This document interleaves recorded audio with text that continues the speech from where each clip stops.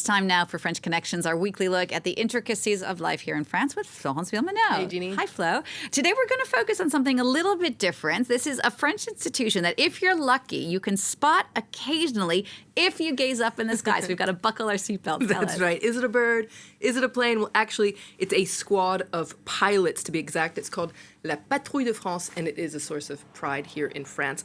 It's basically the precision aerobatics demonstration unit of the French Air and Space Force. You can see them here. And in fact, you'll be familiar with them if ever you've watched the annual Bastille Day parade, because they traditionally open the ball, shooting through the skies of Paris and leaving, you can see it there, their trademark red, white, and blue condensation trail behind them. But they also show up at other special occasions. In fact, if you see the Patrouille de France, you know something important is going on.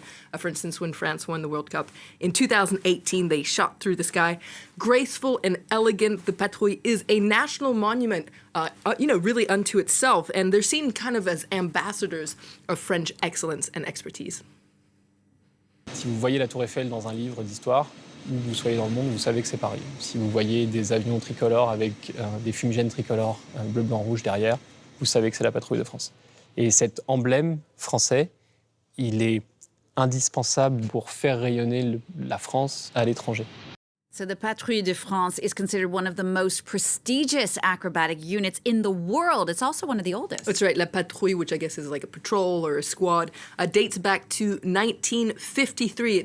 It's lovingly nicknamed La Grande Dame, the Grand Lady, just like the Eiffel Tower, in fact. And so the unit just blew out its 70 candles, but it hasn't gotten a wrinkle in the hearts and mind of French people. And if you're lucky enough to see it, and you can see it outside of France as well, because they do international shows, well, if you see it, and especially when you hear it, it really gives you chills. Tout ce qu'ils peuvent faire, tout ce qu'ils représentent, à chaque fois, c'est les poils qui s'hérissent. La Patrouille de France, c'est un rêve. C'est un rêve, c'est magnifique et je souhaite à tout le monde de la voir au moins une fois. Quand ils se croisent, et comme le feu d'artifice qu'ils sont en train de faire.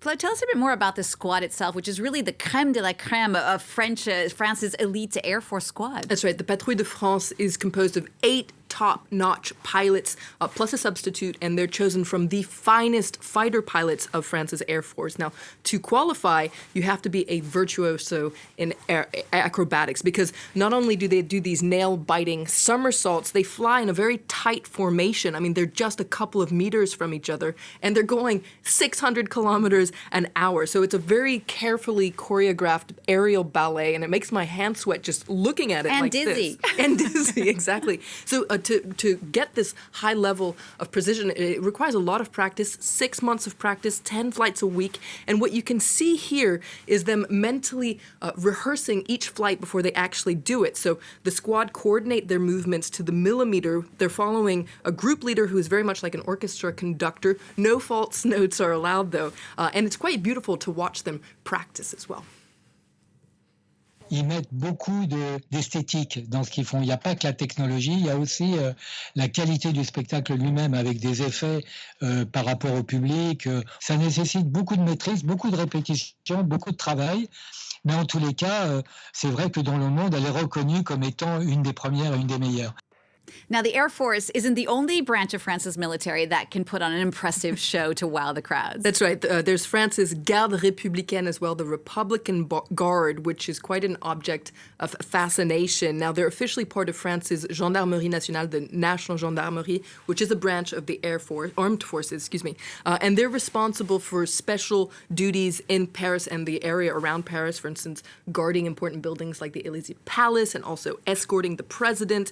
Now, people usually focus on the mounted guard, the guards on horses, but you could just see it there. Wow. There's also a motorcycle brigade, and sometimes they do impressive stunt shows together, and I actually came across this once, and it blew my mind. You could see, like, they make these human pyramids on motorcycles, although the unit insists that their vocation isn't to put on a show.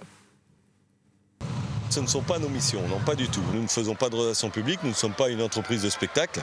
Et nous, nos missions, le régiment de cavalerie, mais toute la garde, c'est les honneurs, la sécurité.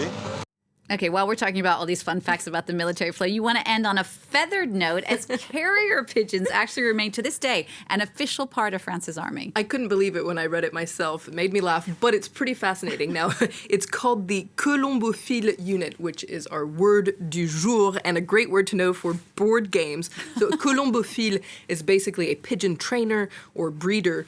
And what's interesting is French carrier pigeons really helped France in previous wars, for instance, the Franco-Prussian War in the 19th century, also the two world wars, and the most courageous pigeons at the time were actually given medals. Now, these days, rest assured, the military relies on more modern methods of communication, but the French carrier pigeon unit remains, and it's the only one left in Europe. But don't laugh, because France isn't the only country to recognize the potential of the pigeon.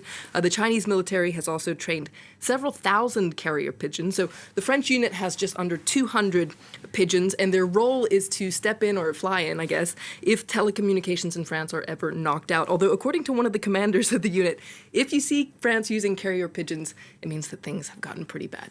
I've always wanted a carrier pigeon. Better than texting.